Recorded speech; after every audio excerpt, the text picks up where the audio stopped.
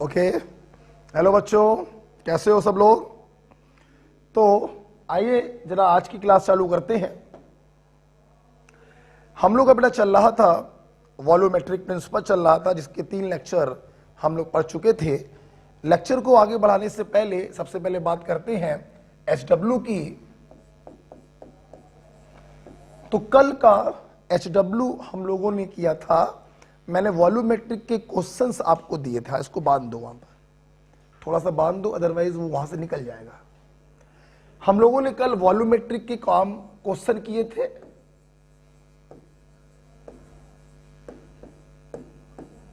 Volumetric के questions थे और मैंने आपसे बोला था जिन बच्चों ने नहीं पढ़ा है वो ध्यान दें। आईयूपीएसी आपको फिनिश करना है 21 नवंबर तक, ये मैंने आपसे कहा था। 21 नवंबर तक आपको आईयूपीएसी खत्म कर लेना है। जिन बच्चों ने आईयूपीएसी नहीं पढ़ा, जिन्होंने पढ़ लिया था, उनके लिए सिर्फ एक ही काम था, वॉल्यूमेट्रिक के क्वेश्चन। उम्मीद करते हैं आपने ये क्वेश्चन लगा लिए होंगे और आपने इनका जो डाउट फंसा होगा वो वीडियो सॉल्यूशन से आपने देख लिया होगा। मतलब कल का एचडब्ल्यू ये हो गया है। अच्छा, आज का एचडब्ल्यू जो है मैं आज की क्लास पढ़ा लूं, उसके बाद में आज का एचडब्ल्यू आपको दूंगा, ठीक है। तो कल का एचडब्ल्यू आपने कर लिया होगा, अपने डाउट भी आपने क्लियर कर लिए होंगे और 1-2 लेक्चर आईयूपीएसी के भी आपने देख लिए होंगे, क्योंकि 21 नवंबर तक ये खत्म करना है, ठीक है। चलिए देखिए बेटा, पिछली क्लास में थोड़ी लंबी क्लास थी पिछली वाली, हम लोगों ने डिफरेंट टाइप्स की कंसंट्रेशंस पढ़ी थी और उनमें आपस में इंटर कन्वर्जेंस भी हम लोगों ने देखे थे। कंसंट्रेशन में एक पॉइंट और रह गया था, जिसके बाद हम लोग अपना आखिरी पड़ाव चालू करेंगे, लॉ ऑफ इक्विवेलेंस। तो सबसे पहले एक जो कंसंट्रेशन रह गई थी वो पढ़ लीजिए, वॉल्यूम स्ट्रेंथ। इसको बेटा स्मॉल x से हम डिनोट करते हैं। क्या होता है वॉल्यूम स्ट्रेंथ? सबसे पहले मैं आपको बताना चाहूंगा कि दिस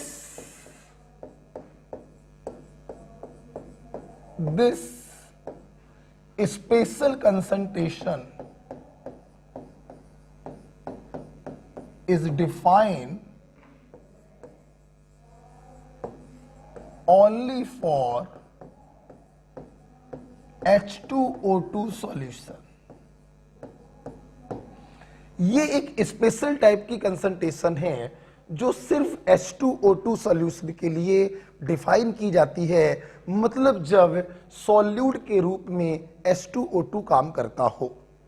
अगर कोई दूसरा सॉल्यूट है तो हम सारी कंसंट्रेशन डिस्कस करेंगे, लेकिन वॉल्यूम स्ट्रेंथ को डिस्कस नहीं करेंगे। ओके, अब सवाल बेटा ये है कि वॉल्यूम स्ट्रेंथ होता क्या है। तो लिखेंगे व्हाट इज वॉल्यूम स्ट्रेंथ, लिखेंगे it is volume of oxygen bracket में इन ml, it is volume of oxygen obtained by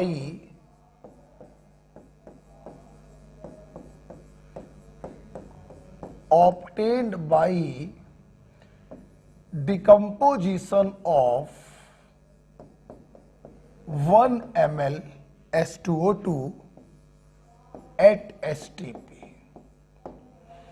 1 ml H2O2 के टूटने से जितने ml ऑक्सीजन प्राप्त होती है, हम उसी को वॉल्यूम स्ट्रेंथ कहते हैं। इसका मतलब यह हुआ कि वॉल्यूम स्ट्रेंथ का फार्मूला बनेगा volume of oxygen in ml obtained from 1 ml H2O2। ये इसका फार्मूला बनेगा। देखिए, तो वॉल्यूम स्ट्रेंथ बराबर volume of oxygen in ml upon volume of H2O2 in ml। ध्यान रखिएगा, आप कैसे पहचानेंगे कि ये वॉल्यूम स्ट्रेंथ दिया गया है? जिस डिजिट के आगे VOL लिखा हो, वॉल्यूम लिखा हो, हम उसी को वॉल्यूम स्ट्रेंथ मानेंगे। मान लो ये लिखा है और ये लिखा है, तो बताइए वॉल्यूम स्ट्रेंथ कौन होगा? ये तो पर्टिकुलर कोई वॉल्यूम होगा, लेकिन वॉल्यूम स्ट्रेंथ कौन होगा? ये होगा। ठीक है, देखिए, तो वॉल्यूम स्ट्रेंथ बराबर volume of oxygen in ml divided by volume of H2O2 in ml। आपने फिजिक्स में भी सीखा होगा, मैं भी सिखा रहा हूं, फार्मूले में जो चीज बटे के नीचे डिनोमिनेटर में लिखी होती है, जब हम डेफिनेशन बनाते हैं तो हम उसको 1 मान लेते हैं। मतलब अगर हम यहां से इसकी डेफिनेशन बनाए तो क्या बनेगी? 1 ml H2O2 के टूटने से जितने ml ऑक्सीजन प्राप्त होती है वही उसका वॉल्यूम स्ट्रेंथ कहलाता है। वही देखिए ऊपर लिखा हुआ है। ठीक है, तो इसको लिख लीजिए, फिर हम इसके ऊपर आपको एक सवाल करा देते हैं।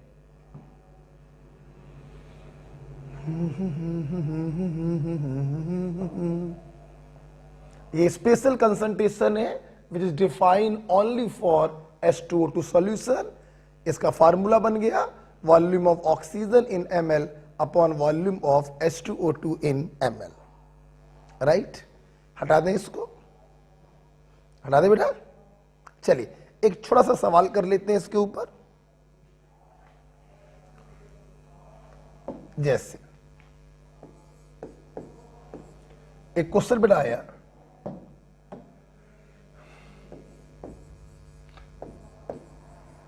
Calculate volume of oxygen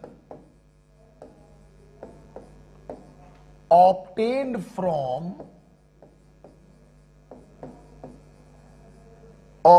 from 10 ml 20 volume H2O2। ये मैंने क्वेश्चन पूछा, 10 ml 20 वॉल्यूम H2O2 से कितना वॉल्यूम ऑक्सीजन का प्राप्त होगा। सवाल में कोई दम नहीं, 2 कॉली का सवाल। देखिए 10 ml 20 वॉल्यूम H2O2, इसका मतलब क्या है कि 10 ml is the volume of H2O2 और 20 volume is the volume strength. और आपसे पूछा क्या गया है? Volume of oxygen. Simple formula based question है। x की जगह 20, वॉल्यूम ऑफ ऑक्सीजन ml में बताना है, upon volume of H2O2 10।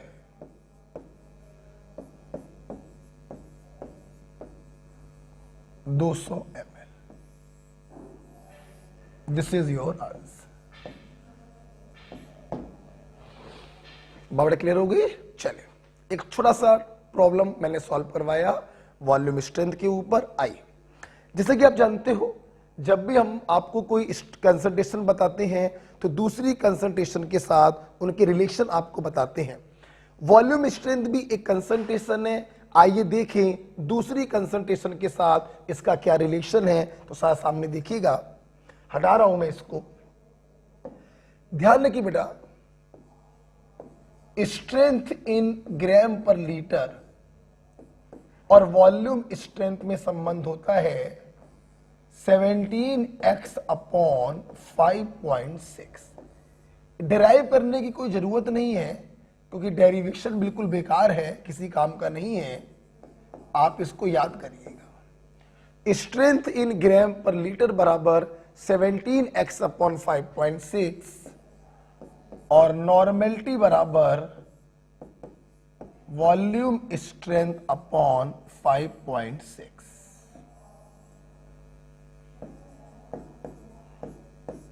Okay, तो वॉल्यूम स्ट्रेंथ और दूसरी कंसंट्रेशन में क्या रिलेशन है? स्ट्रेंथ इन ग्राम पर लीटर बराबर 17x अपॉन 5.6 और नॉर्मेलिटी बराबर x अपॉन 5.6। ओके, बहुत ही 2 महत्वपूर्ण रिलेशन है, बहुत इंपॉर्टेंट है, सवाल इसके ऊपर पूछे जाते हैं। ठीक है, चलिए, तो दूसरा पड़ाव खत्म हो चुका है। पहला पड़ाव था इक्विवेलेंट वेट कैसे निकालते हैं, आपने निकालना सीखा। दूसरा पड़ाव था डिफरेंट टाइप्स की कंसंट्रेशन, स्ट्रेंथ इन ग्राम पर litre, molarity, normality, mole fraction, percentage, volume strength आपने सीखा। आपस में इंटर कन्वर्जन आपने सीखे। अब हम लोग वॉल्यूमेट्रिक के आखिरी पड़ाव पे जा रहे हैं जिसका नाम है लॉ ऑफ इक्विवेलेंस। मैं इसको हटाना चाहूंगा और हम लोग जा रहे हैं लॉ ऑफ इक्विवेलेंस। देखिए बेटा, ये लॉ ऑफ इक्विवेलेंस क्या है, बहुत ही सिंपल है। माना कोई ए है जो किसी बी से रिएक्शन कर रहा है और कोई प्रोडक्ट पी बना रहा है। सुना बेटा, नियम कहता है अगर ये ए और बी एक दूसरे को 100% खत्म कर दें, इनमें से कोई भी शेष ना बचे, तो according to law of equivalence इन दोनों के ग्राम इक्विवेलेंट आपस में बराबर होते हैं। ओके, मतलब मैं लिखूंगा if both A and B react completely, then अगर दोनों एक दूसरे को पूरी तरीके से खत्म करें, then ध्यान रखिए gram equivalent of A must be equal to gram equivalent of B. और ध्यान रखना बेटा, ना सिर्फ इन दोनों की ग्राम इक्विवेलेंट बराबर होंगे बल्कि it is also equal to gram equivalent of product. तो हमेशा ध्यान रखना, अगर दो रिएक्टेंट एक दूसरे को 100% खत्म कर रहे हैं, उनमें से कोई भी शेष ना बच रहा हो, तो उन दोनों के ग्राम इक्विवेलेंट हम आपस में बराबर कर देते हैं। ना सिर्फ उन दोनों के बल्कि प्रोडक्ट के ग्राम इक्विवेलेंट भी आपस में बराबर होंगे। अच्छा, ध्यान रखना बेटा, ग्राम इक्विवेलेंट को आप मिलीग्राम इक्विवेलेंट भी लिख सकते हैं।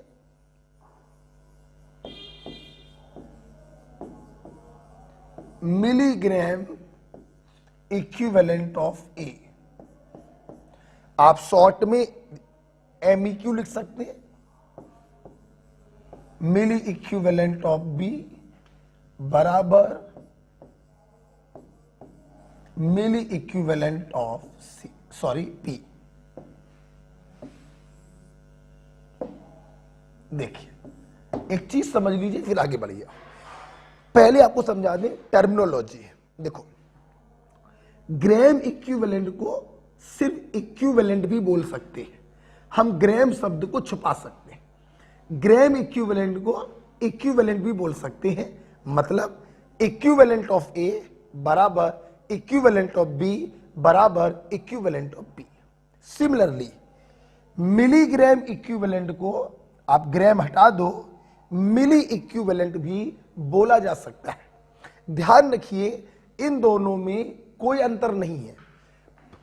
जिस प्रकार से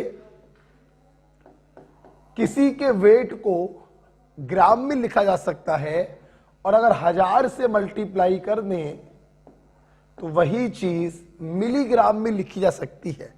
दोनों चीजें सेम हैं, दोनों चीजें वेट को डिनोट कर रही हैं, बस एक ग्राम में है एक मिलीग्राम में है। वही है ग्राम इक्विवेलेंट जब वेट होता है ग्राम में, और मिली इक्विवेलेंट जब वेट होता है मिलीग्राम में। ओके, दोनों चीजें क्या है, सेम। ध्यान रखिएगा, ग्राम इक्विवेलेंट को सिर्फ इक्विवेलेंट बोल सकते हैं, ग्राम को छुपा सकते हैं, और मिलीग्राम इक्विवेलेंट को मिली इक्विवेलेंट बोल सकते हैं, अगेन ग्राम को छुपा सकते हैं। तो ध्यान रखो बेटा, दो लोगों के ग्राम इक्विवेलेंट आपस में कब बराबर करोगे? जब वो दोनों एक दूसरे को 100% खत्म करेंगे। ये ओके, एक बात ध्यान रखना बेटा, जब आप लोग क्वेश्चन सॉल्व कर रहे होंगे ना, तो एग्जामिनर साफ साफ मेंशन करता है कि ए कंप्लीटली रिएक्ट विद बी, या ए न्यूट्रलाइजेस बी, या ए रिक्वायर्ड बी।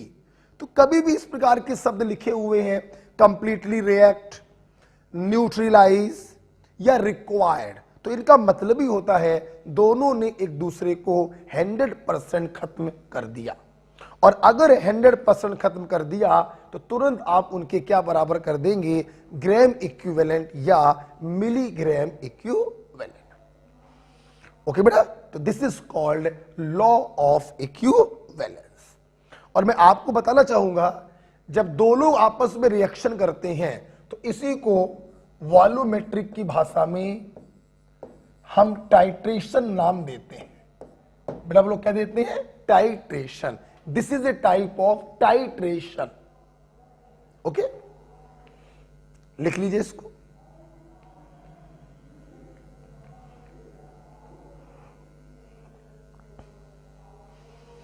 सुना बेटा, अब टाइट्रेशन भी नाम दिए जाते हैं, एसिड बेस्ड टाइट्रेशन या रिडॉक्स टाइट्रेशन। समझना बेटा मेरी बात, इनमें से कोई एक एसिड हो दूसरा बेस हो तो इस टाइट्रेशन को नाम देंगे एसिड बेस्ड टाइट्रेशन।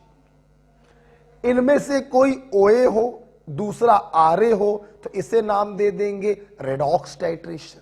तो रिएक्टेंट जो आपस में रिएक्शन कर रहे हैं, जो एक दूसरे को न्यूट्रलाइज कर रहे हैं, उनका नेचर क्या है, उस आधार पर टाइट्रेशन बहुत प्रकार के हो सकते हैं। एसिड बेस्ड टाइट्रेशन हो सकता है और रिडॉक्स टाइट्रेशन भी हो सकता है। ओके, तो आप उनके ग्राम इक्विवेलेंट को आपस में बराबर कर देना। ठीक है, अब सुनो, हटाते हैं। वैसे तो पिछली क्लास में ही मैंने आपको ग्राम इक्विवेलेंट निकालने के 3-4 रास्ते बता दिए थे।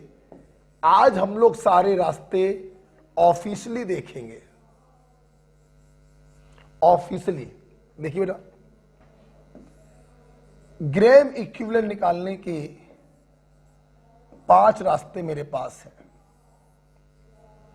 कितने रास्ते? 5। आइए 1 बाय 1 आपको सारे रास्ते दिखाएं।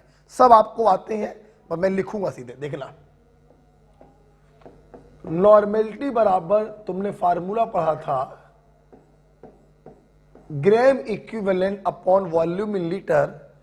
तो ग्राम इक्विवेलेंट बराबर normality into volume in litre, पहला फार्मूला। अगर तुम्हें नॉर्मेलिटी दी जाए तो ग्राम इक्विवेलेंट बराबर N इंटू वी। ठीक, नेक्स्ट पॉइंट। तुम्हें मालूम है नॉर्मेलिटी बराबर होता है मोलैरिटी इंटू वैलेंस फैक्टर। तो नॉर्मेलिटी की जगह पर हम मोलैरिटी इंटू वैलेंस फैक्टर भी लिख सकते हैं।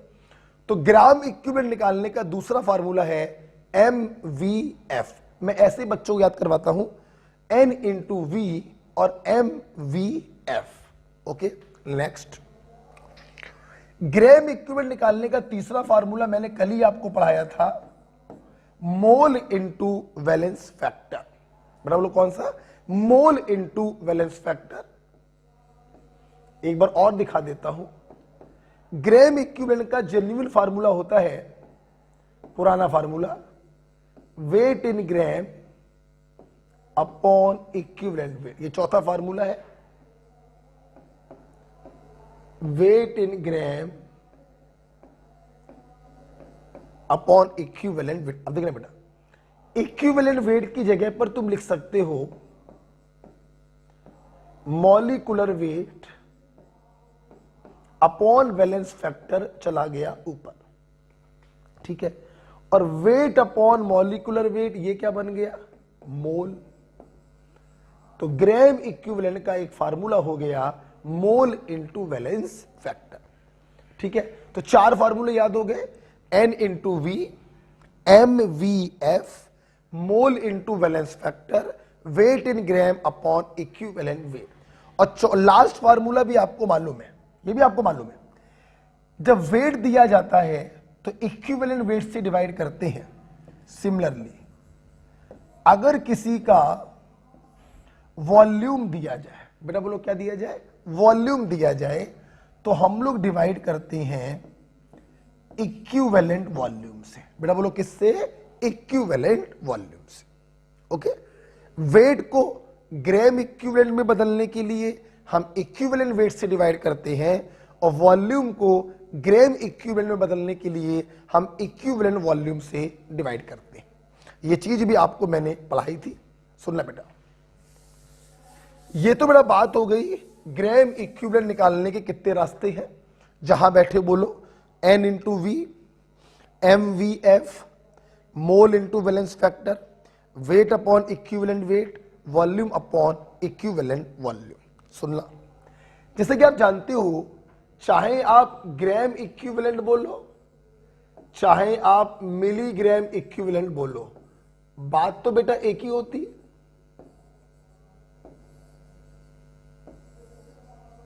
सुनना बेटा, अब सुनना, जिन जिन फार्मूलों में वॉल्यूम आ रहा है, अगर उन फार्मूलों में वॉल्यूम को ml में कर दोगे तो वो बदल जाएगा मिली इक्विवेलेंट में।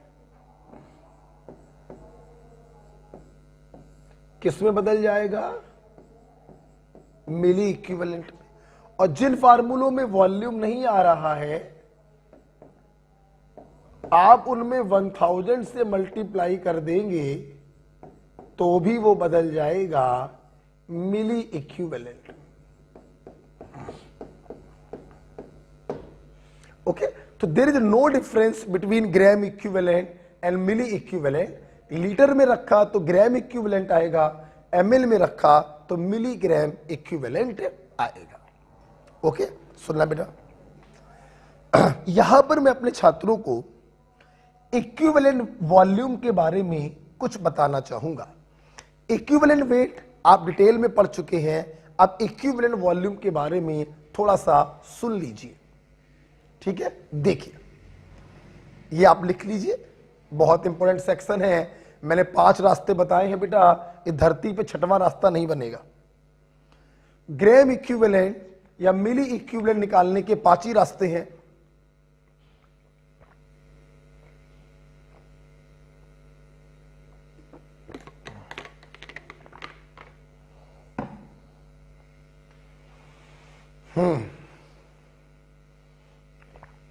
आइए, इक्विवेलेंट वॉल्यूम के बारे में मैं आपको कुछ बताऊं, ध्यान सुनिए बेटा। थोड़ा सा है, जरा सा है, हटाना चाहेंगे इसको। ठीक, सुनना, ध्यान सुन बेटा। जिस प्रकार से इक्विवेलेंट वेट बराबर होता है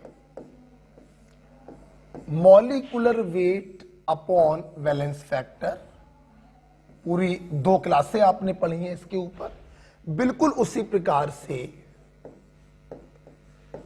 इक्विवेलेंट वॉल्यूम बराबर होता है molar volume upon valence factor.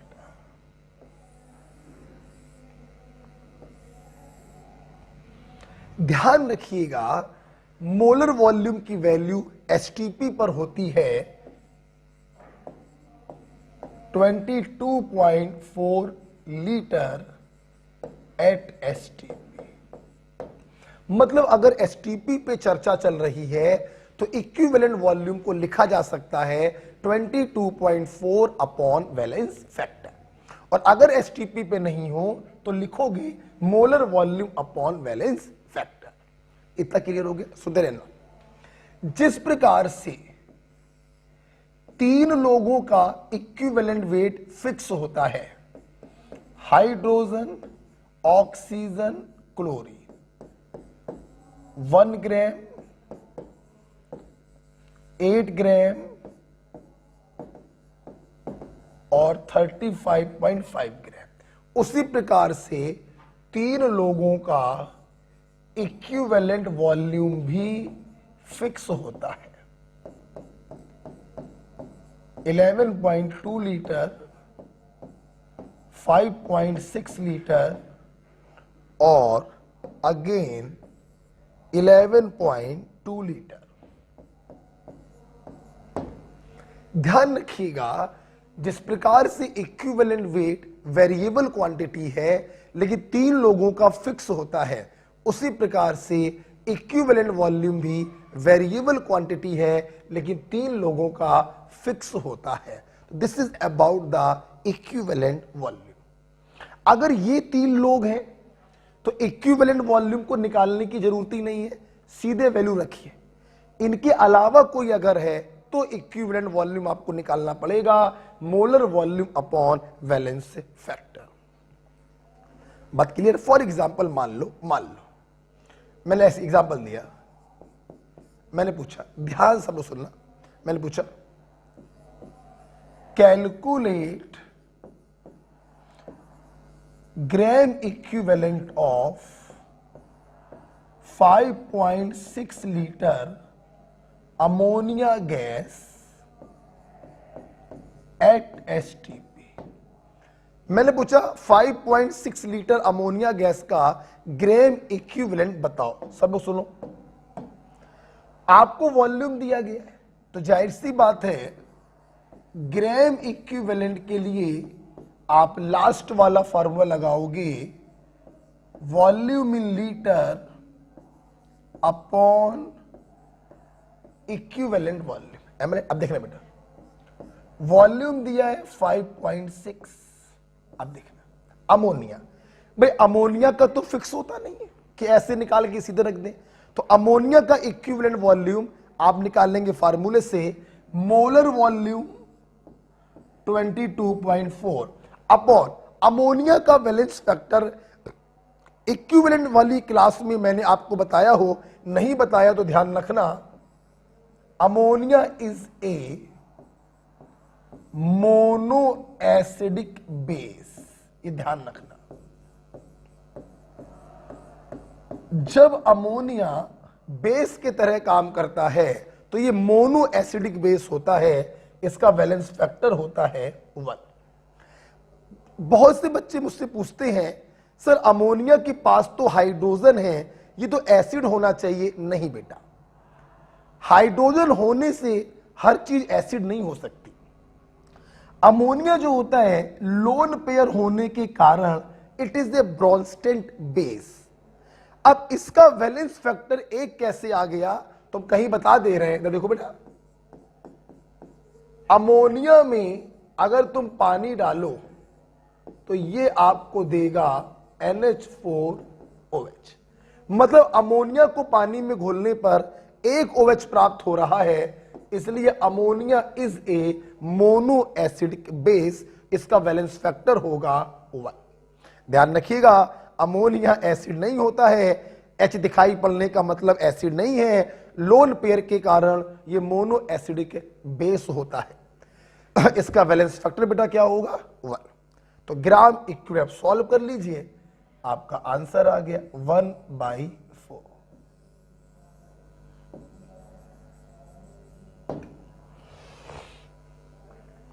Okay बेटा, तो इस प्रकार से हमने अमोनिया वॉल्यूम वाला शब्द सीखा, इक्विवेलेंट वॉल्यूम हम लोगों ने सीखा, राइट। इसको लिखेंगे और फिर एक बार और हो जाए, फिर हम लोग आगे बढ़ते हैं। लिख लिया? सुनेंगे जरा बेटा सब लोग, अगर लिख लिया हो तो। अभी मैंने पिछले आधे घंटे में आपको क्या पढ़ाया?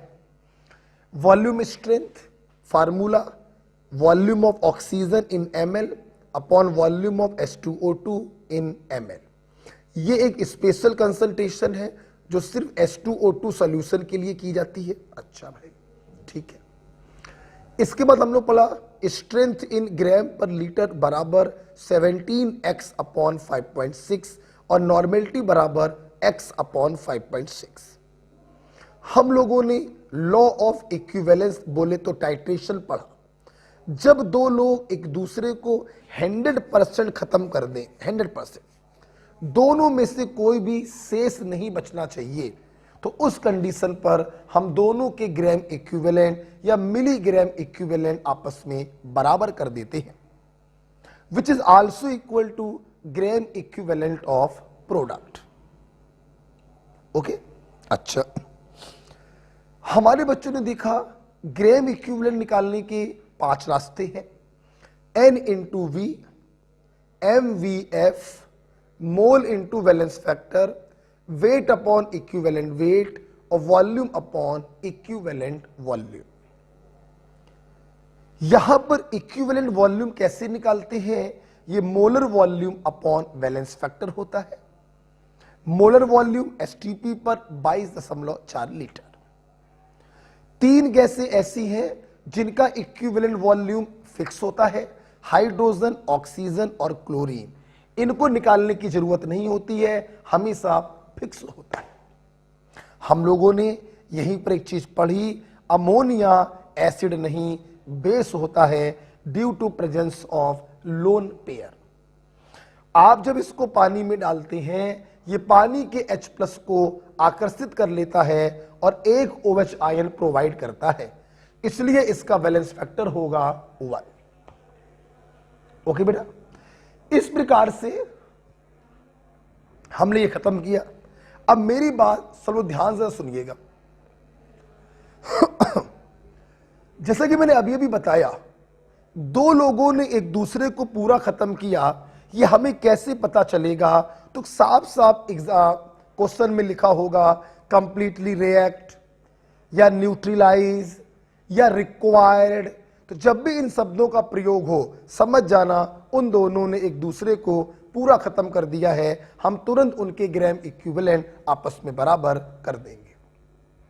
ओके, तो आइए इस लॉ ऑफ इक्विवेलेंस पर कुछ न्यूमेरिकल क्वेश्चंस करे जाएं। ठीक है, इसको हटाते हैं और अब देखिए धड़ाधड़ हम लोग न्यूमेरिकल क्वेश्चंस करेंगे। चलिए मैं करूंगा सवाल, आप सिर्फ देखेंगे। हटा दें इसको। आइए धड़ाधड़ बेटा क्वेश्चंस होंगे। क्वेश्चन,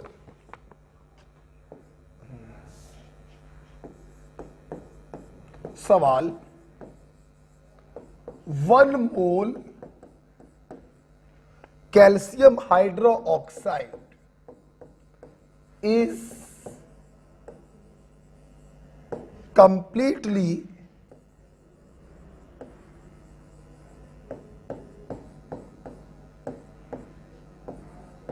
neutralized by, थोड़ा चेंज कर दे रहे हैं,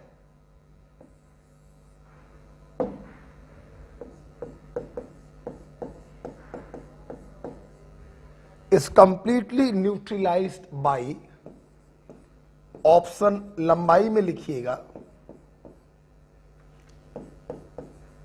1 मोल HCl, 1 मोल H2SO4, 1 मोल H3PO4 और ऑल ऑफ दीज। ये क्वेश्चन आया। देखिए, जैसे कि सवाल ने बोला, हमारे पास 1 मोल फेरिक हाइड्रोक्साइड है, जिसको हम इनमें से किसी एसिड के द्वारा न्यूट्रलाइज कराना चाहते हैं कंप्लीटली। आप समझ गए होंगे, इस बेस को कंप्लीटली न्यूट्रलाइज वही करेगा जिसके ग्राम इक्विवेलेंट इस बेस के ग्राम इक्विवेलेंट के बराबर होंगे। ओके, तो अब करना क्या है, इसका तुम्हें मोल दिया गया, तुम इसके ग्राम इक्विवेलेंट निकाल लो, और इन सबके भी मोल दिए गए, आप इनके ग्राम इक्विवेलेंट निकाल लो। जिसके ग्राम इक्विवेलेंट इसके ग्राम इक्विवेलेंट के बराबर होंगे, वो एक दूसरे को कंप्लीटली न्यूट्रलाइज करेंगे। ठीक है, तो देखो बेटा, हमने इसके ग्राम इक्विवेलेंट को निकाला, आपको मोल दिया गया है, आप फार्मूला लगाएंगे मोल इंटू वैलेंस फैक्टर 3। तो बेस का ग्राम इक्विवेलेंट आ गया 3। अब इनके आप ग्राम इक्विवेलेंट निकालिए, mole into valence factor, 1 gram equivalent आया, क्या ये उसको कंप्लीटली न्यूट्रलाइज करेगा? नहीं करेगा। मोल इनटू वैलेंस फैक्टर, क्या ये उसको कंप्लीटली न्यूट्रलाइज करेगा? नहीं करेगा। मोल इनटू वैलेंस फैक्टर, क्या ये उसको कंप्लीटली न्यूट्रलाइज करेगा? बिल्कुल करेगा, क्योंकि उसके ग्राम इक्विवेलेंट और इसके ग्राम इक्विवेलेंट आपस में बराबर है। So the answer is C. तो हमेशा बेटा ध्यान रखिएगा, दो लोग एक दूसरे को कंप्लीटली न्यूट्रलाइज तभी कर सकते हैं जब उनके ग्राम इक्विवेलेंट आपस में बराबर हो। सो the answer is third. Okay, चलिए भाई, पहला क्वेश्चन आपने टाइट्रेशन के ऊपर किया। अगला सवाल आपके सामने आ रहा है, हटाते हैं इसको। सवाल ही सवाल बेटा है, अब चैप्टर बेटा खत्म हो चुका है, मैं क्वेश्चन के द्वारा थोड़ी प्रैक्टिस कर लीजिए। सवाल, 500 ml of 2 molar H2SO4 solution is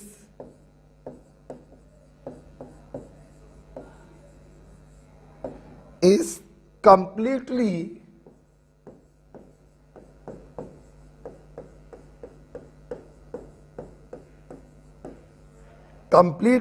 neutralized by 250 ml of X normal NaOH, full stop. Calculate X, ये मैंने पूछा। अगेन देखिए, एक बहुत ही सिंपल सा, बिल्कुल नीट के लेवल का क्वेश्चन है, कुछ करना नहीं है। सवाल ने बोला मेरे पास सल्फ्यूरिक एसिड है 500 ml 2 मोलर, अच्छा, और मेरे पास NaOH है X नॉर्मल 250 ml। ये दोनों एक दूसरे को कंप्लीटली न्यूट्रलाइज कर रहे हैं। जाहिर सी बात है, अगर कंप्लीटली न्यूट्रलाइज करेंगे तो according to law of equivalence इन दोनों के ग्राम इक्विवेलेंट या मिली इक्विवेलेंट आपस में बराबर होंगे।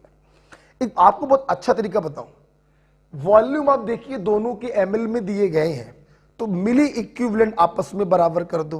क्लियर? तो मैंने क्या किया, सबसे पहले लिखा मिली equivalent of H2SO4 must be equal to milli equivalent of NaOH। एक बार ध्यान रखिएगा, चाहे ग्राम इक्विवेलेंट बराबर करो चाहे मिली इक्विवेलेंट बराबर करो, आंसर सेम ही आता है। बस ये मत कर देना कि एक का लिख दो ग्राम इक्विवेलेंट और दूसरे का लिख दो मिली इक्विवेलेंट, ये मत करना। ठीक है, देखो तुम्हें सल्फ्यूरिक एसिड की मोलैरिटी दी गई, दूसरा वाला फार्मूला लगाओ MVF, बैलेंस फैक्टर बेटा बोलो 2, रिप्लेसेबल हाइड्रोजन। तुम्हें इसका नॉर्मेलिटी दिया गया, पहला formula N into V in ml। Okay, आप सॉल्व कर लो, 250 दूनी 500, तो X बराबर आ गया 8 normal. This is your answer. मतलब इस NaOH की नॉर्मेलिटी कितनी आएगी, 8 नॉर्मल आएगी। Very simple question. ओके, चलिए भाई, तो जब कभी दो लोग एक दूसरे को 100% खत्म करते हैं, हम उन दोनों के ग्राम इक्विवेलेंट या मिलीग्राम इक्विवेलेंट आपस में बराबर कर देते हैं। यही कहलाता है लॉ ऑफ इक्विवेलेंस या titration.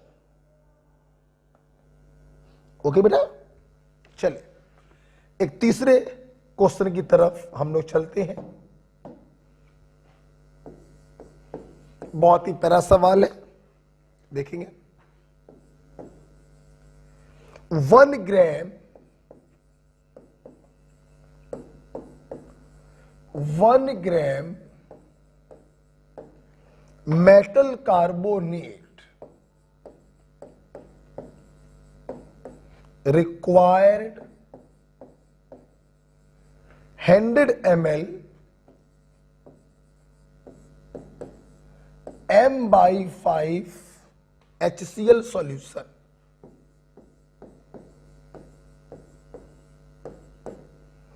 Full stop. Calculate equivalent weight of metal. ये क्वेश्चन पूछा। ठीक, देखिए सबसे पहले सवाल समझिए, फिर आराम से लिखिएगा।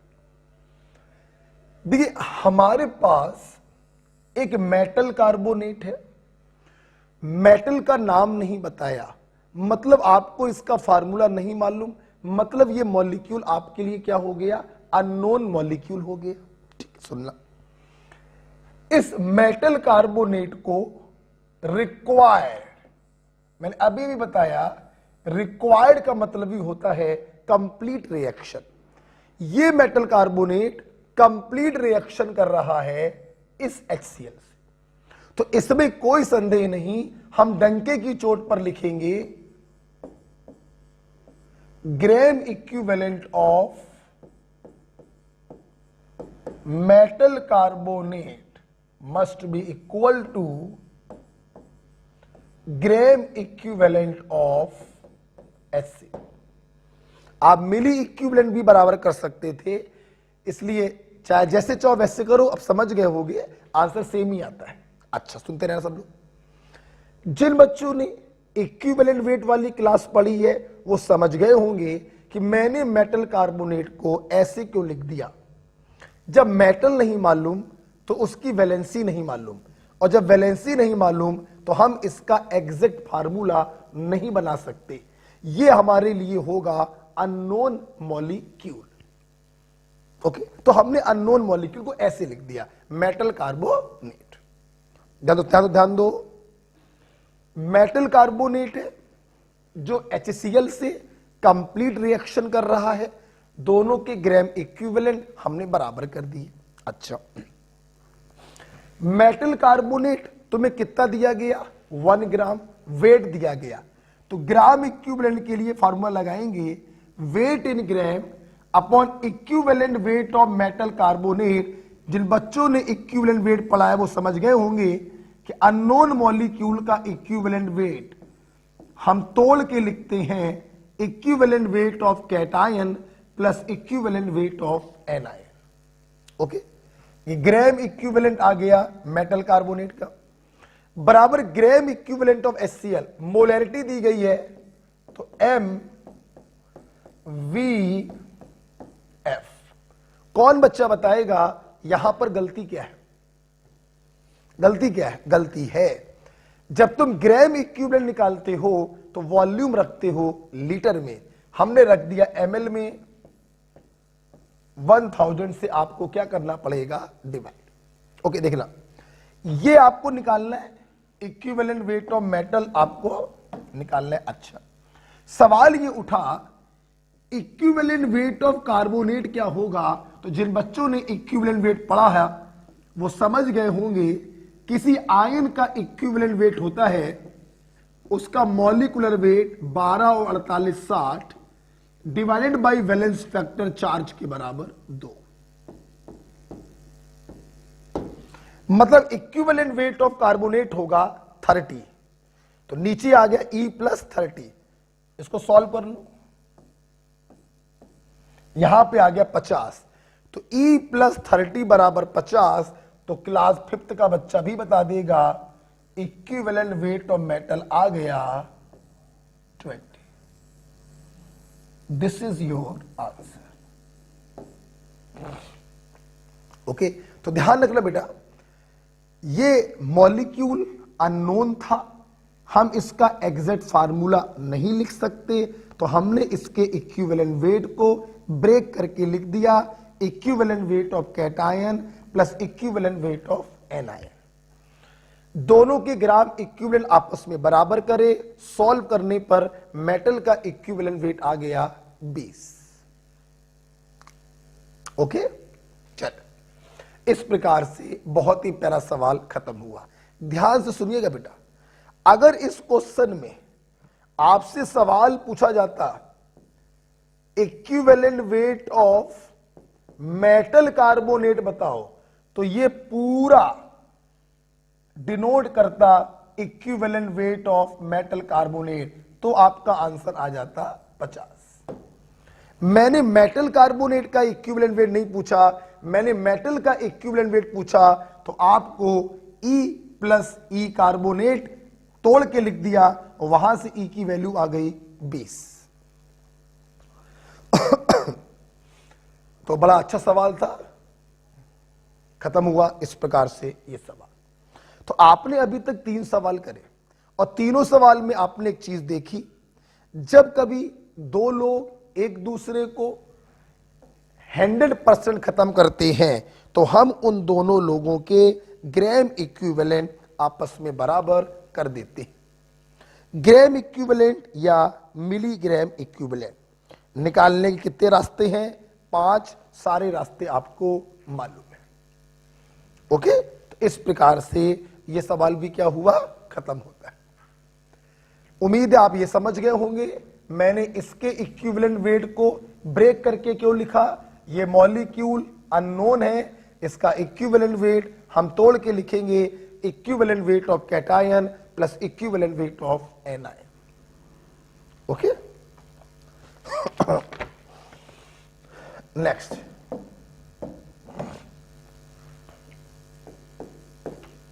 अगला बेटा क्वेश्चन देखेंगे। अगला सवाल भी आपकी नीट का क्वेश्चन है, बढ़िया सवाल है। 1.52 gram of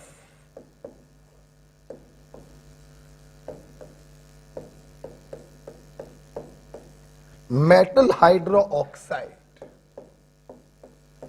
is completely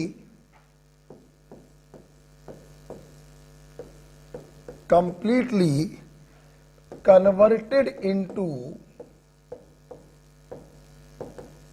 0.995 gram of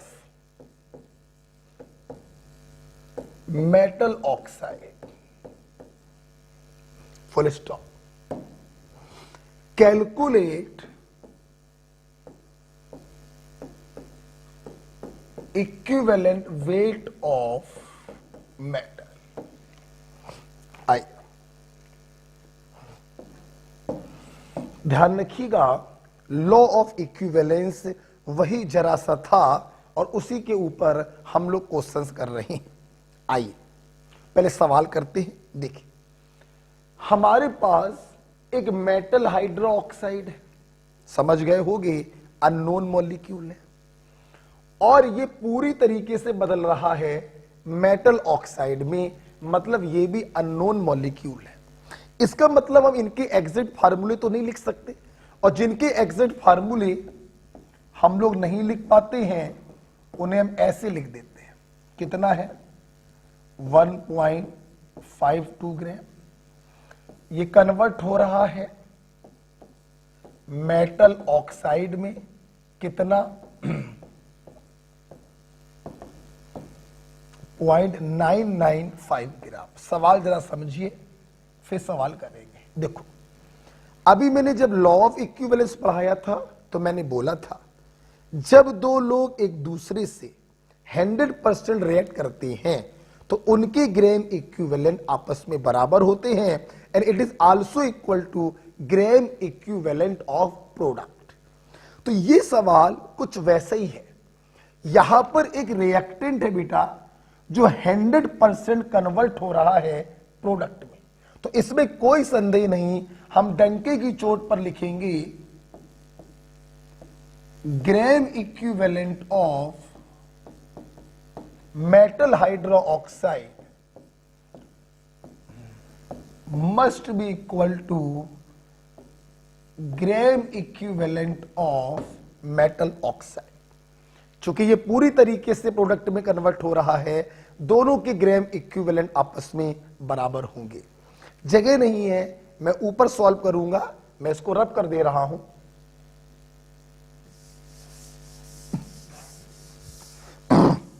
देखिए, आपको वेट दिया गया तो ग्राम इक्विवेलेंट के लिए चौथा वाला formula weight in gram upon equivalent wait, आप नीचे लिखिएगा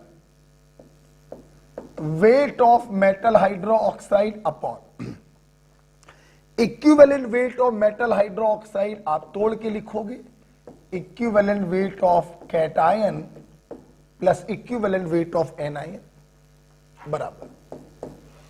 इसका भी वेट दिया गया, इसके भी चौथा वाला formula weight in gram upon equivalent weight of metal oxide बराबर equivalent weight of metal plus equivalent weight of oxide.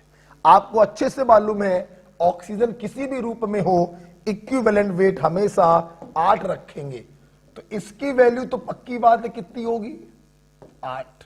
अच्छा, इसकी वैल्यू क्या होगी, अभी भी बताया था, ये आयन है, इसका इक्विवेलेंट वेट होगा molecular weight upon valence factor जो चार्ज के बराबर होगा।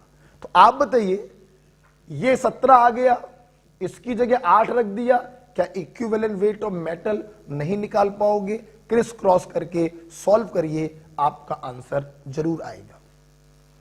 तो बहुत ही प्यारा सवाल था, एक रिएक्टेंट प्रोडक्ट में बदल रहा था, हमने दोनों के ग्राम इक्विवेलेंट आपस में बराबर कर दिए, जो आपसे पूछा जाए आपका आंसर आएगा।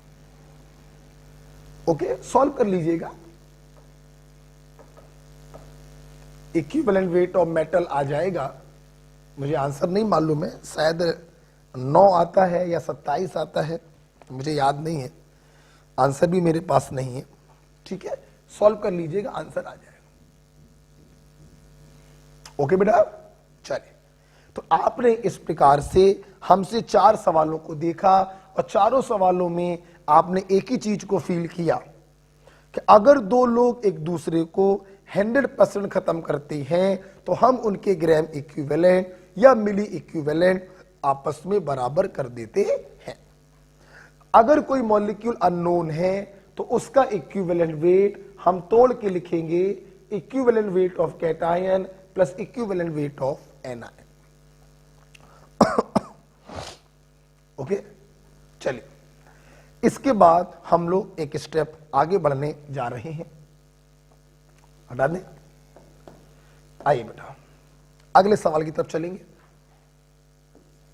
सवाल ही सवाल है बेटा। अगला बेटा सवाल है, बड़ा प्यारा सवाल है, आपके नीट का चहेता सवाल है। How many moles of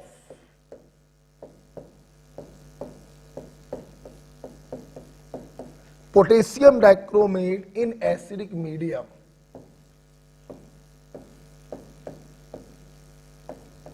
are required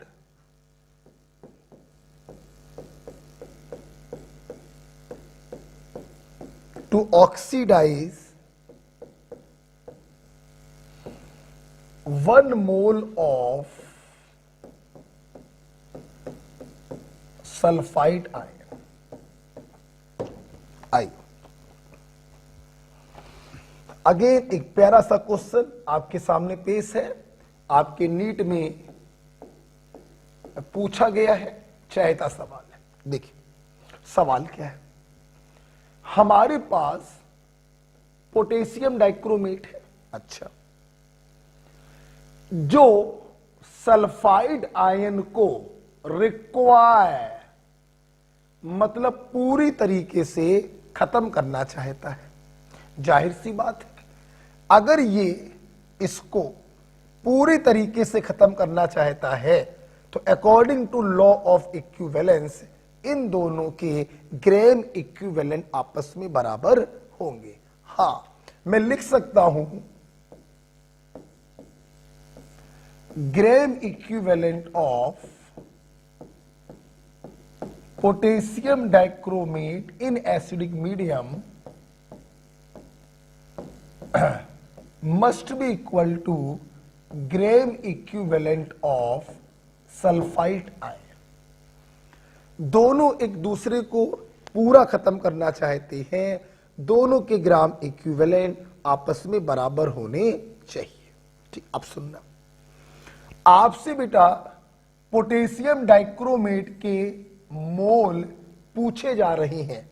अगर मोल पूछे जा रहे हैं तो ग्राम इक्विवेलेंट के लिए आपने तीसरा फार्मूला लगाया, मोल इनटू वैलेंस फैक्टर। मेरी पूरी क्लास को अच्छे से मालूम है potassium dichromate is a oxidizing agent और इसका वैलेंस फैक्टर होता है 6। जिसको ना मालूम हो वो इक्विवेलेंट वेट जाके पढ़े।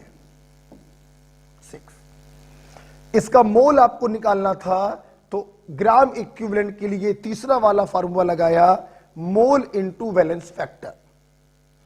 एसिडिक मीडियम में पोटेशियम डाइक्रोमेट बहुत पावरफुल ऑक्सीडाइजिंग एजेंट होता है, इसलिए इसका वैलेंस फैक्टर होगा 6।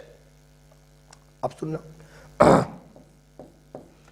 सल्फाइड आयन कितने दिए गए हैं? 1 मोल। अगेन मोल आ गया, तीसरा फार्मूला लगेगा, मोल इनटू वैलेंस फैक्टर। अब जितने लोग इस वीडियो को देख रहे हैं वो मुझे ये बता दें कि सल्फाइड का वैलेंस फैक्टर कितना होगा। बस जो बता देगा मतलब उसको वॉल्यूमेट्रिक आ गया। यस, मुझे मोबाइल के अंदर से आवाज सुनाई पड़ रही है, आप लोग 2 बोल रहे हैं। ठीक है, बहुत बढ़िया।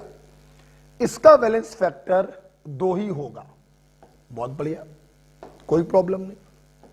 अब मेरा आपसे क्वेश्चन ये है, ये 2 कैसे आया? मुझे फिर से आवाज सुनाई पड़ रही है, आप कह रहे हैं सर ये आयन है और आयन का वैलेंस फैक्टर चार्ज के बराबर होता है, इसलिए इसका वैलेंस फैक्टर 2 होगा। बस बेटा, यहीं पर तुम गच्चा खा गए, यहीं पर तुमने गलती कर दी। अगर तुमने इसका वैलेंस फैक्टर 2 चार्ज को देखकर बताया है तो तुम बिल्कुल गलत सोच रहे हो। यह तुम्हारा सौभाग्य है कि आंसर इसका 2 ही है, लेकिन उसका रीजन ये चार्ज नहीं है। तुम भूल गए बेटा, पोटेशियम डाइक्रोमेट ऑक्सीडाइजिंग एजेंट है और ऑक्सीडाइजिंग एजेंट के बगल में जो खड़ा होता है वो रिड्यूसिंग एजेंट होगा। अब बेटा ये आयन नहीं है, अब बेटा ये हो गया रिड्यूसिंग एजेंट और अब इसका वैलेंस फैक्टर रिड्यूसिंग एजेंट वाले फार्मूले से आएगा, simple change in oxidation number multiplied by IC. याद करिए, ऑक्सीडेशन रिडक्शन में मैंने पढ़ाया था कि oxidizing agent convert 8 salt to 8 salt. याद आया आपको कुछ? तो अब जरा देखिए, अगर आप इसका वैलेंस फैक्टर निकालेंगे तो यहां पे सल्फर +4 है, यहां पे सल्फर +6 है, सिंपल चेंज 2 का, सल्फर का आईसी कितना 1, इसलिए वैलेंस फैक्टर आया है 2। जो बच्चा ये समझ रहा है समझ लो उसको वॉल्यूमेट्रिक आ रहा है। Okay, yes. अब सवाल में कोई दम तो बची नहीं। मोल ऑफ पोटेशियम डाइक्रोमेट आ गए 1/3। ओके, तो बहुत ही प्यारा सवाल था, ध्यान रखिएगा। मैं सवाल को फिर से बोलूंगा। सवाल ये था, पोटेशियम डाइक्रोमेट के हम कितने मोल का इस्तेमाल करें जो सल्फाइड के 1 मोल को रिक्वायर्ड मतलब खत्म कर दे। अच्छा, तुम दोनों साले एक दूसरे को खत्म करना चाहते हो, तो तुम दोनों की क्या बराबर होंगे? Gram equivalent. हमने बराबर कर दिया। मोल पूछा है, मोल दिया है, तो ग्राम इक्विवेलेंट के लिए दोनों तरफ हमने सेम फार्मूला लगाया, mole into valence factor. Potassium dichromate OA होता है, वैलेंस फैक्टर हमेशा होता है 6। सवाल यह है सल्फाइड का वैलेंस फैक्टर क्या होगा? ध्यान रखिए, सल्फाइड अब आयन नहीं है, सल्फाइड अब बन गया रेड्यूसिंग एजेंट, तो इसका वैलेंस फैक्टर होगा simple change in oxidation number multiplied by IC। Okay बेटा, तो इसका वैलेंस फैक्टर 2 आ गया, सॉल्व कर लिया, मोल की वैल्यू आ गई 1/3। ओके,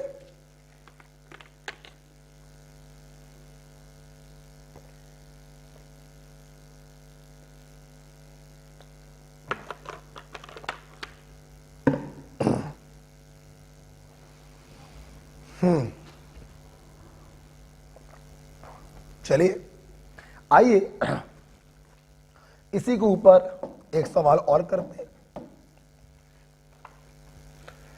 इसी के ऊपर एक सवाल और करते हैं, जिसका इक्विवेलेंट वेट जितना अच्छा होगा उसकी वॉल्यूमेट्रिक उतनी अच्छी होगी। जिसे इक्विवेलेंट वेट निकालना नहीं आता, जिसने लेक्चर ना देखे हो, लेक्चर 1 और लेक्चर 2, उसको प्रॉब्लम होगी। तो लेक्चर 1 लेक्चर 2 पहले देखिए आप। ठीक है, एक question,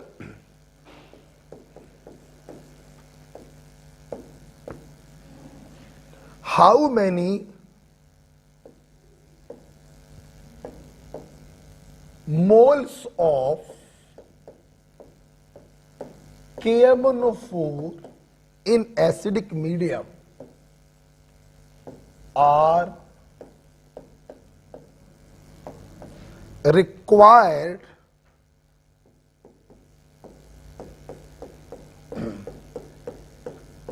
to oxidize 1 mole of, बहुत ध्यान से, फेरस ऑक्जेलेट।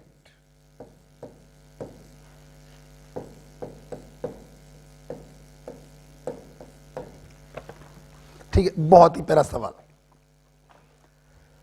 आइए देखते हैं सवाल क्या है।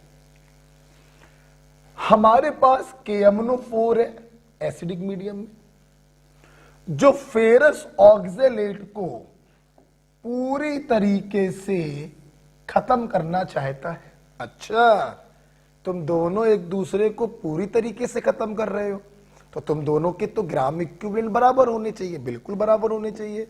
मैंने लिख दिया, ग्राम equivalent of KMnO4 in acidic medium must be equal to gram equivalent of ferrous oxalate. कोई प्रॉब्लम नहीं। अच्छा भाई, आपसे KMnO4 के मोल पूछे गए हैं जस्ट पहले वाले क्वेश्चन के तरीके, तो फार्मूला लगाएंगे मोल इनटू वैलेंस फैक्टर। उम्मीद है आपको याद होगा KMnO4 का एसिडिक मीडियम में वैलेंस फैक्टर होता है 5। हमने ट्रिक बताई थी, बना 135, एसिडिक मीडियम में 5, न्यूट्रल मीडियम में 3 और बेसिक मीडियम में 1। लेकिन बेसिक मीडियम को भी क्या मानते हैं? न्यूट्रल मीडियम, और वैलेंस फैक्टर लगाएंगे 3। फेरस ऑक्जेलेट के मोल ही आपको दिए गए हैं, तो मोल इनटू वैलेंस फैक्टर। अब सवाल ये है, वीडियो को पॉज करके बताइए इसका वैलेंस फैक्टर क्या होगा। चलो पॉज ना करो, ऐसे ही बताओ, फेरस ऑक्जेलेट का वैलेंस फैक्टर क्या होगा?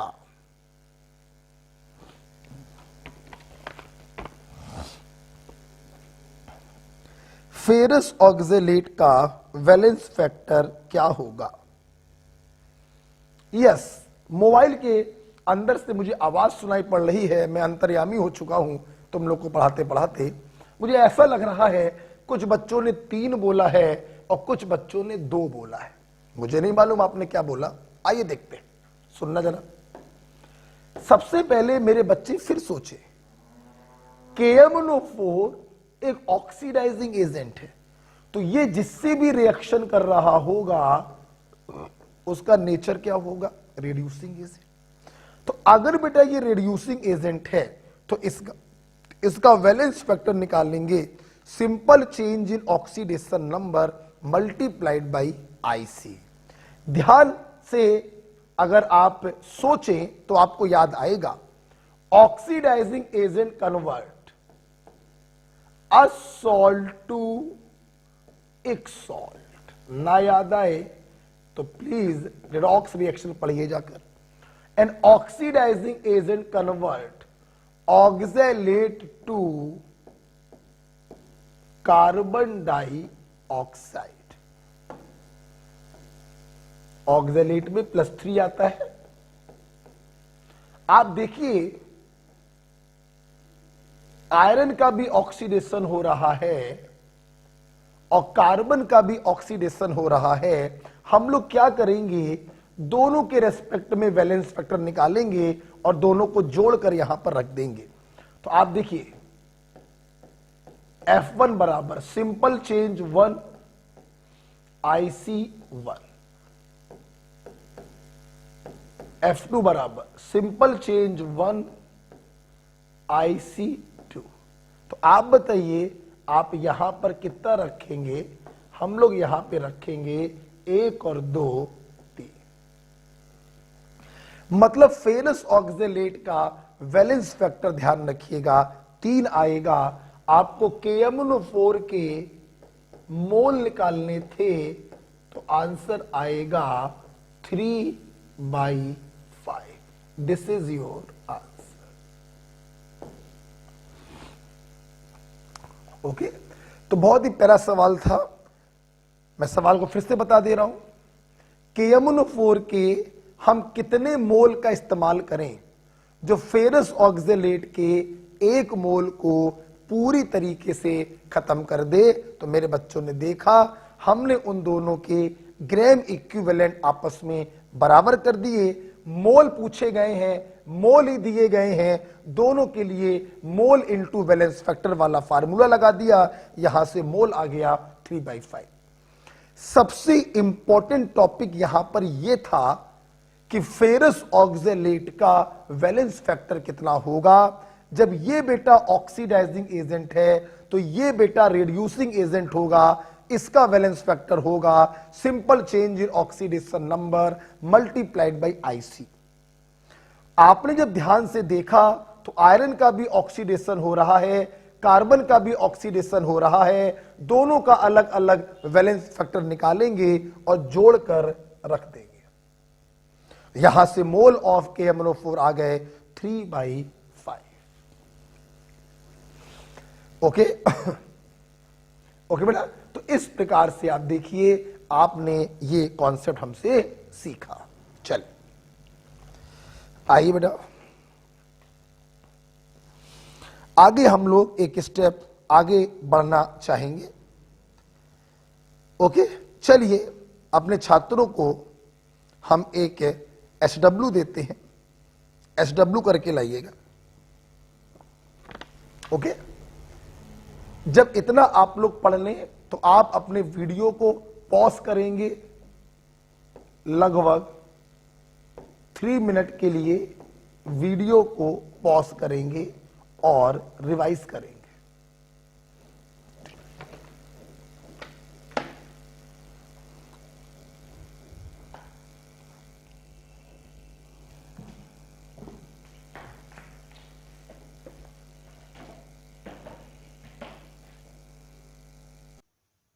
ओके, तो बच्चों आप लोगों ने एक मिनट बेटा। ओके, तो बच्चों आप लोगों ने वीडियो को पॉज करके इस पूरे चीज को रिवाइज किया होगा। आज की क्लास में हम लोगों ने एक कंसंट्रेशन रह गई थी, वॉल्यूम स्ट्रेंथ, उसको डील कर लिया था। फिर लॉ ऑफ इक्विवेलेंस हम लोगों ने पढ़ा और हम लोगों ने देखा कि जब दो रिएक्टेंट एक दूसरे को 100% खत्म करते हैं तो हम उनके ग्राम इक्विवेलेंट आपस में बराबर कर देते हैं। ग्राम इक्विवेलेंट निकालने के रास्ते कितने थे? 5 रास्ते थे। एक बार जहां बैठे हो फिर से बोल दो, N into V, MVF, mole into valence factor, weight upon equivalent weight और volume upon equivalent volume. Volume को ml में कर दोगे तो इसको हम बोलने लगेंगे मिलीग्राम इक्विवेलेंट। ठीक है, काफी सारे सवाल आप लोगों ने किए। आप जानते हैं ये चैप्टर बस अपनी अंतिम सांसें ले रहा है और खत्म ही होने वाला है। अब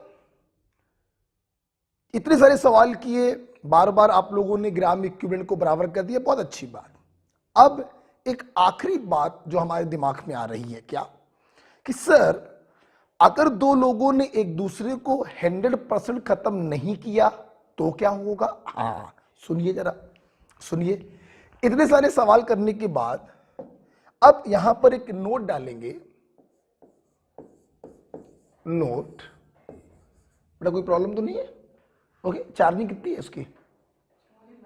हाँ छोड़ दो, मत लगाओ फिर इसको। ठीक है, देखिए बेटा, तो हम लोग एक नोट यहां पे लिखेंगे। लिखिए, इफ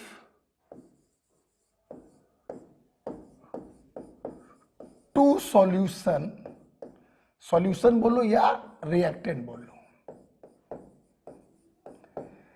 इफ टू सॉल्यूशन और reactant do not react 100% implies anyone get left। यही तो सवाल आपके दिमाग में उठ रहा था।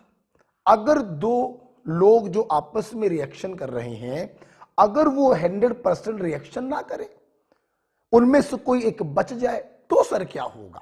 आओ जरा इसको देखते हैं।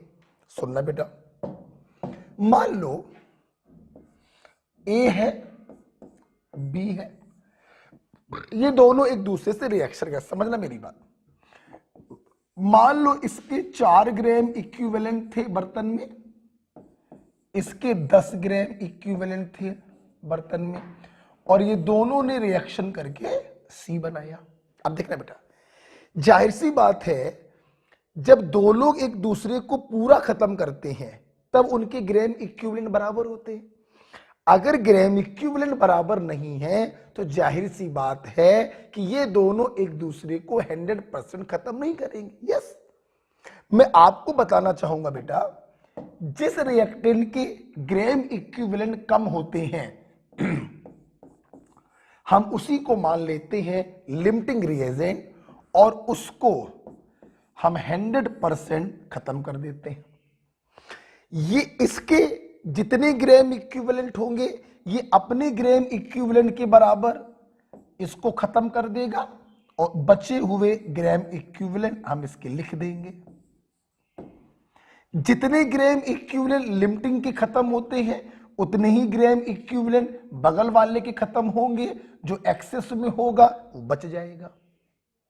जितने ग्राम इक्विवेलेंट लिमिटिंग के खत्म होते हैं, ध्यान रखिएगा, उतने ही ग्राम इक्विवेलेंट प्रोडक्ट के बन जाते हैं। ये मोल कॉन्सेप्ट नहीं है, ये वॉल्यूमेट्रिक है। मोल कॉन्सेप्ट में हमें बैलेंसिंग कॉफिशिएंट को देखना पड़ता है, लेकिन वॉल्यूमेट्रिक में हमें बैलेंसिंग कॉफिशिएंट से कोई मतलब नहीं होता।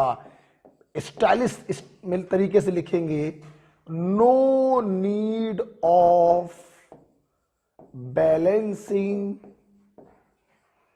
coefficient।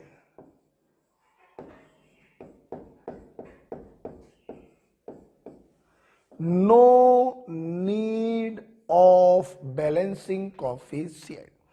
जिसके ग्राम इक्विवेलेंट कम होते हैं वो 100% खत्म हो जाएगा और अपने ग्राम इक्विवेलेंट के बराबर दूसरे के ग्राम इक्विवेलेंट को खत्म कर देगा।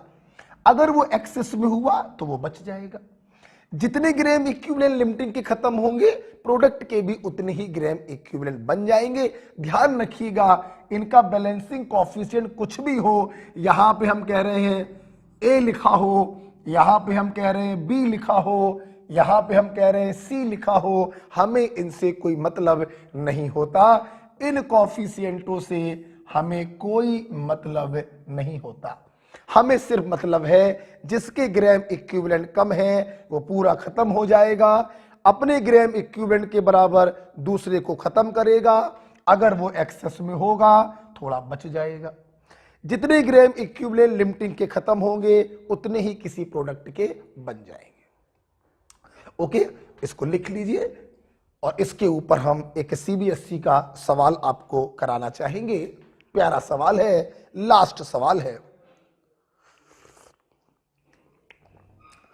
ठीक है, इसको लिख लीजिए।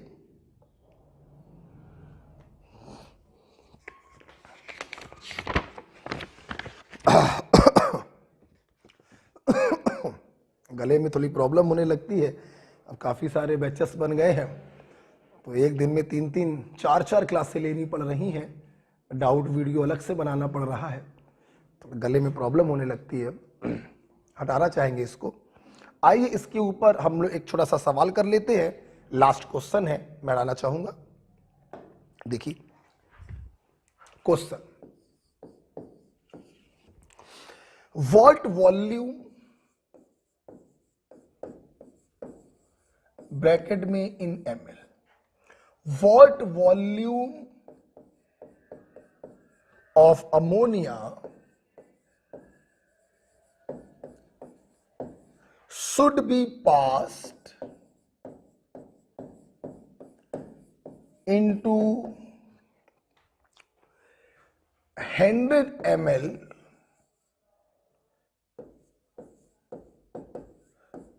.5 normal H2SO4 so that its concentration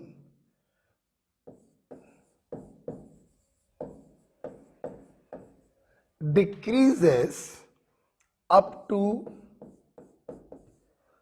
0.2 normal. आइए देखिए,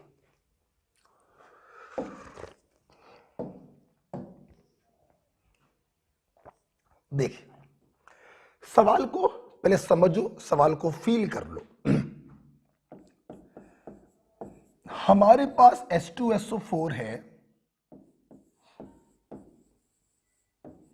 100 ml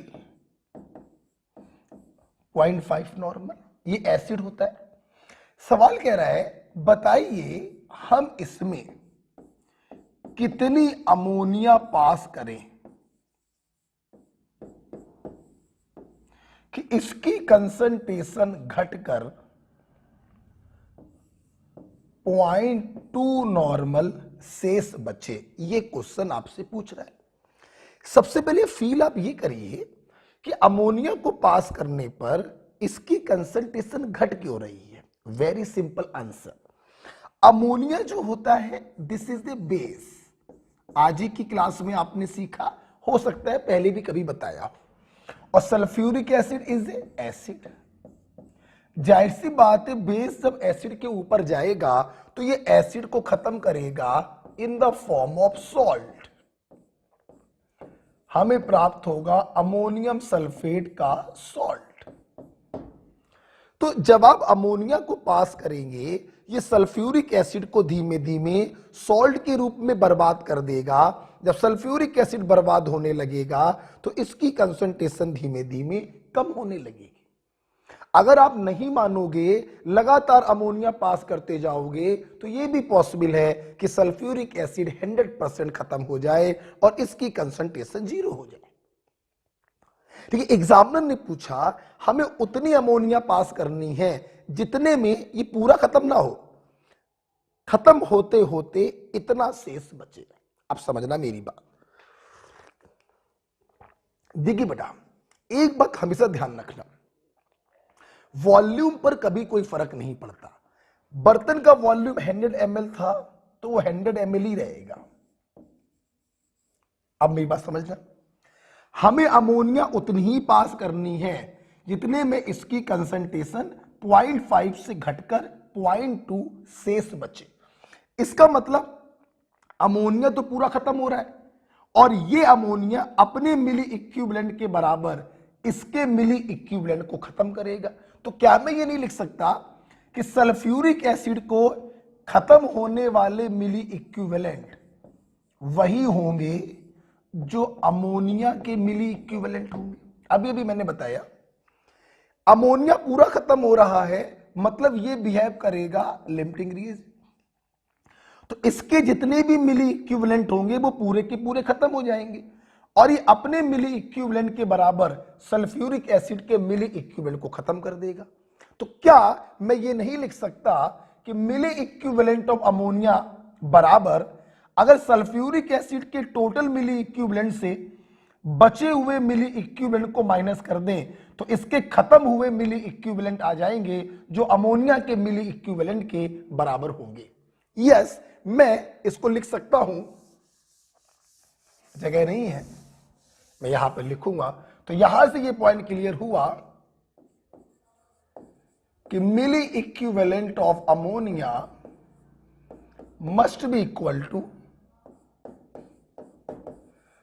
total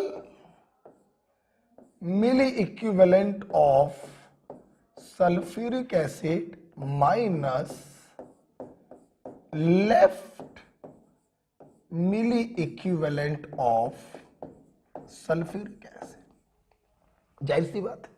okay, sulphuric acid कितना खत्म होगा? अमोनिया के मिली इक्विवेलेंट के बराबर खत्म होगा। तो कितना खत्म हुआ? अगर टोटल में से बची हुई चीज को घटा दिया जाए तो खत्म हुआ अमाउंट आ जाएगा और खत्म हुआ अमाउंट अमोनिया के मिली इक्विवेलेंट के बराबर। सवाल में कोई दम नहीं बची। अमोनिया का वॉल्यूम पूछा गया, चौथा वाला फार्मूला वॉल्यूम इन ml अपॉन इक्विवेलेंट वॉल्यूम, और इक्विवेलेंट वॉल्यूम हो जाएगा molar volume upon valence factor. बहुत से बच्चे कहते हैं सर यहां 22,400 होना चाहिए। नहीं, ध्यान रखिए इक्विवेलेंट वॉल्यूम आप हमेशा यही रखेंगे, ऊपर वाले वॉल्यूम को लीटर में रखेंगे तो ग्राम इक्विवेलेंट कहलाएगा और ml में रखेंगे तो मिलीग्राम इक्विवेलेंट कहलाएगा। हमने पांचवा वाला फार्मूला इस्तेमाल किया, बराबर total milli equivalent of sulphuric acid N into V minus left milli equivalent of sulphuric acid N into V। आप देख लीजिए 50 में से 20 गया, 30 बचेगा और 30 का मल्टीप्लाई हो जाएगा तो वॉल्यूम आ गया 30 ml and this is your answer.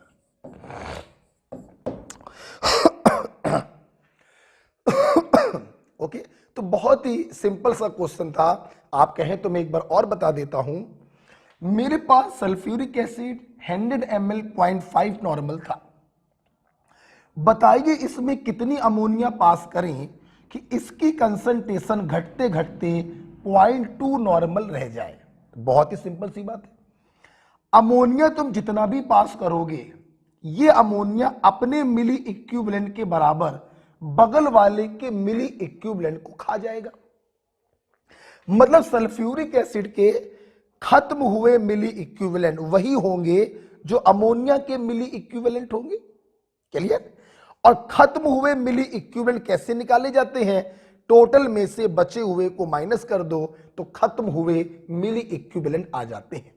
तो हम लिख सकते हैं milli equivalent of ammonia that is milli equivalent of खत्म हुए H2SO4 बराबर total milli equivalent of H2SO4 minus बचे हुए मिली इक्विवेलेंट ऑफ H2SO4।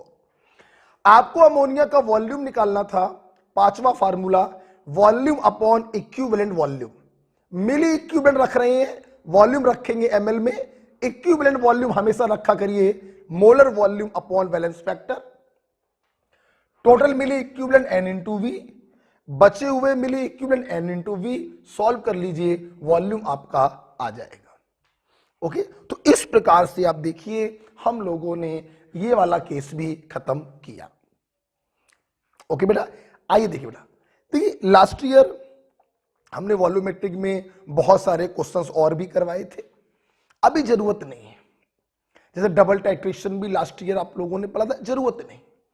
मैं फिर से आप अपने बच्चों से कहना चाहूंगा जो ऑनलाइन पढ़ रहे हैं, हमारा लक्ष्य नीट 2021 है, हमें ज्यादा नहीं ज्यादा बार पढ़ना है। वॉल्यूमेट्रिक तो नीट के सिलेबस में ही नहीं है, बस एनसीईआरटी में एक चैप्टर है रिडॉक्स रिएक्शन जिसमें ऑक्सीडेशन रिडक्शन है, उसी में थोड़ा सा मोलैरिटी नॉर्मेलिटी के बारे में लिख दिया गया है और थोड़े से एक दो सवाल डाल दिए गए। ओके, हमने आपको बहुत कुछ डिटेल में पढ़ा दिया। इस प्रकार से ये चैप्टर यहां पर क्या हो गया है, खत्म हो गया है। अच्छा भाई, अब हम लोग बात करेंगे एसडब्ल्यू की।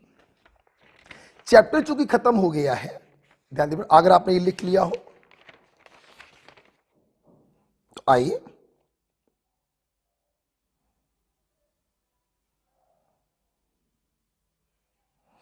चलिए, मुझे एक सवाल और दिख गया है, मुझे इसके ऊपर एक सवाल और दिख गया है, इसी के ऊपर चलिए एक सवाल और करा देते हैं, फिर हम लोग आगे बढ़ेंगे। एक आपकी सीट का सवाल करा देते हैं, ठीक है,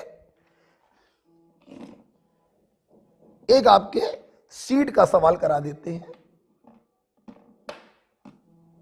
देखिए, हटाते हैं इसको, चलिए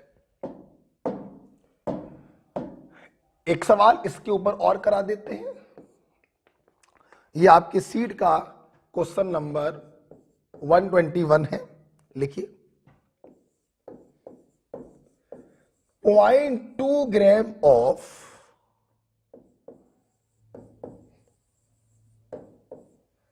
metallic oxide MO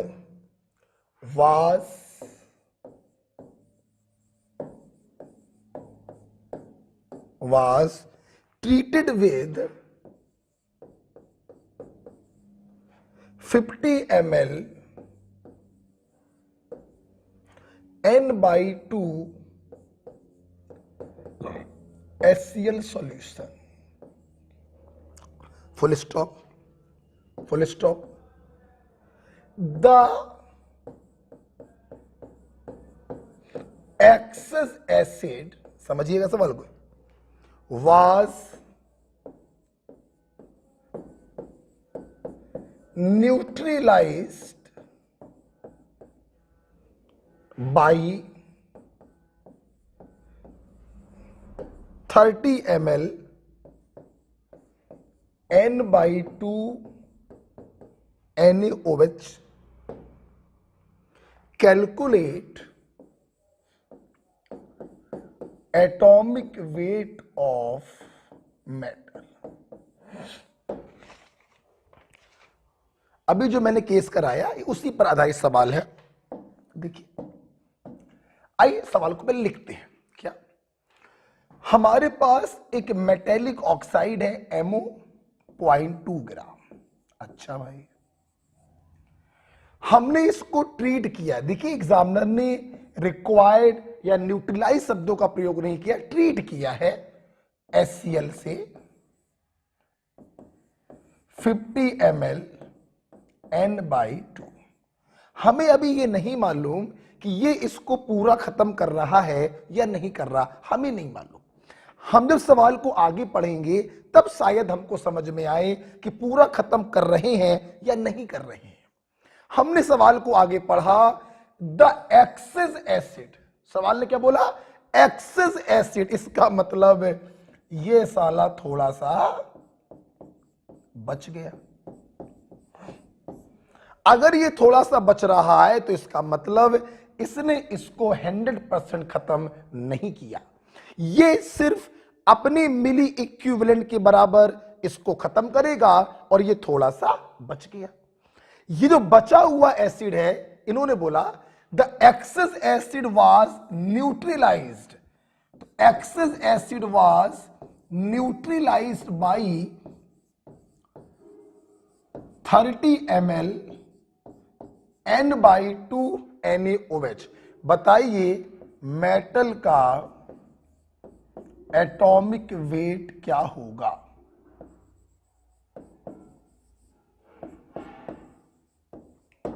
ये क्वेश्चन है, आप देखिए समझना, जगह मेरे पास नहीं है, मैं उसको हटाना चाहूंगा, ठीक है।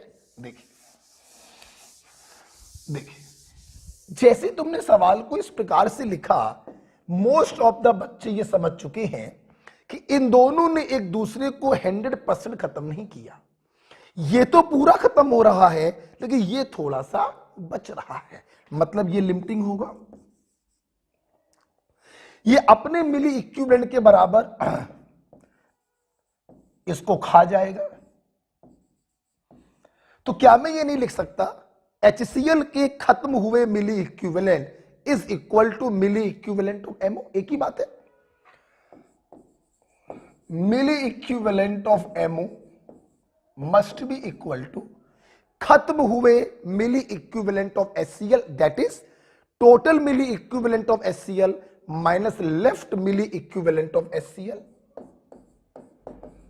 Total milli equivalent of HCl minus left milli equivalent of HCl। सब लोग ध्यान से देखेंगे प्लीज। आपको इसका वेट दिया गया तो आपने इसके मिली इक्विवेलेंट के लिए फार्मूला लगाया, wait in gram upon MO का इक्विवेलेंट वेट अननोन है, तोड़ के लिख दिया equivalent weight of metal plus equivalent weight of oxygen. हम मिली इक्विवेलेंट लिख रहे हैं तो 1000 से मल्टीप्लाई करना पड़ेगा, बराबर total milli equivalent of HCl N into V in ml minus. अब सवाल यह है, कौन बच्चा बताएगा HCl के बचे हुए मिली इक्विवेलेंट कितने होंगे? मुझे आवाज आ रही है, सारे बच्चे एक साथ बोल रहे हैं कि सर बचे हुए को, चूंकि ये NaOH पूरा खत्म कर रहा है तो बचे हुए के मिली इक्विवेलेंट उतने ही होंगे जितने इस NaOH के मिली इक्विवेलेंट होंगे, दैट इज N इंटू। ये देखिए कितने आराम से क्वेश्चन सॉल्व हो गया। देखने में लग रहा था पता नहीं सवाल क्या होगा, और कितने आराम से देखिए सॉल्व हो गया। यहां बचेगा 25, वहां बचेगा 15। 25 में से 15 क्या बोलो 10, 10 से ये कटा 20, 20 में से 8 गया 12, तो इक्विवेलेंट वेट ऑफ मेटल आ गया 12। क्या ये तुम्हारा आंसर है? नहीं, ये तुम्हारा आंसर नहीं है। उन्होंने एटॉमिक वेट पूछा था, कई बार मैं बता चुका हूं आप लोगों को, कई बार मैं बता चुका हूं आप लोगों को, जगह नहीं है मेरे पास, आप कंटिन्यू करिएगा। एटॉमिक वेट बराबर equivalent weight of metal into valency. Equivalent weight आपने वॉल्यूमेट्रिक की हेल्प से निकाल लिया, बात आई वैलेंसी की, कोई बच्चा बता देगा O-2 होता है तो यहां पर M+2 होगा, तभी 2 से 2 कटा होगा और फार्मूला बना होगा MO, मतलब इसकी वैलेंसी है 2, तो एटॉमिक वेट आ गया 24। This is your answer. Okay बेटा, तो एक बार फिर से मैं अपने बच्चों को यह सवाल बताना चाहूंगा। सवाल बहुत ही सिंपल था।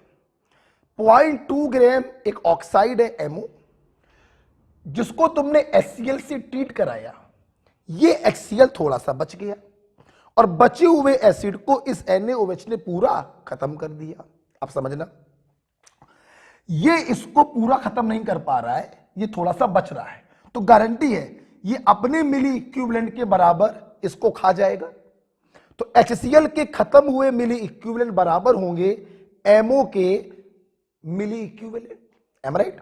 तो MO के मिली इक्विवेलेंट बराबर HCl के खत्म हुए मिली इक्विवेलेंट, बोले तो टोटल मिली इक्विवेलेंट माइनस बचे हुए मिली इक्विवेलेंट। बचे हुए मिली इक्विवेलेंट इस NaOH के बराबर होंगे। सॉल्व किया, मेटल का इक्विवेलेंट वेट आ गया, वैलेंसी से मल्टीप्लाई किया, मेटल का एटॉमिक वेट आ गया। ओके, तो इस प्रकार से हम कह सकते हैं पूरा खेल क्या होता है, खत्म होता है।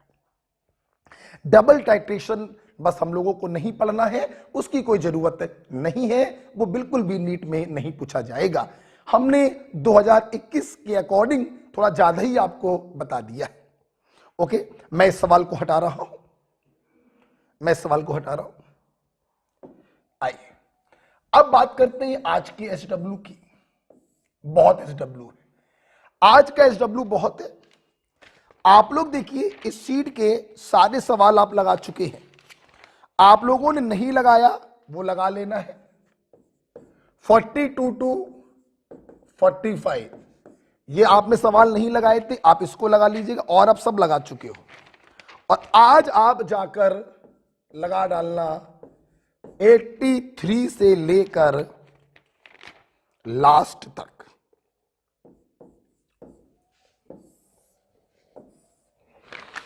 ओके, इस प्रकार से आपका वॉल्यूमेट्रिक क्या हो गया है, खत्म हो चुका है। नेक्स्ट चैप्टर हम लोग पढ़ेंगे गैसियस स्टेट। नेक्स्ट चैप्टर हम लोग पढ़ेंगे गैसियस स्टेट ऑन सैटरडे।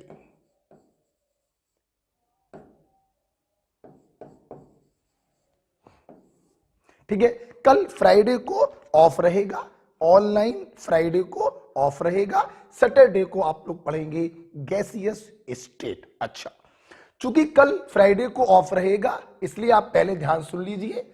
आप कल तक ये पूरा काम कर लें, इसके जो भी डाउट हो उसका वीडियो सॉल्यूशन देख लें।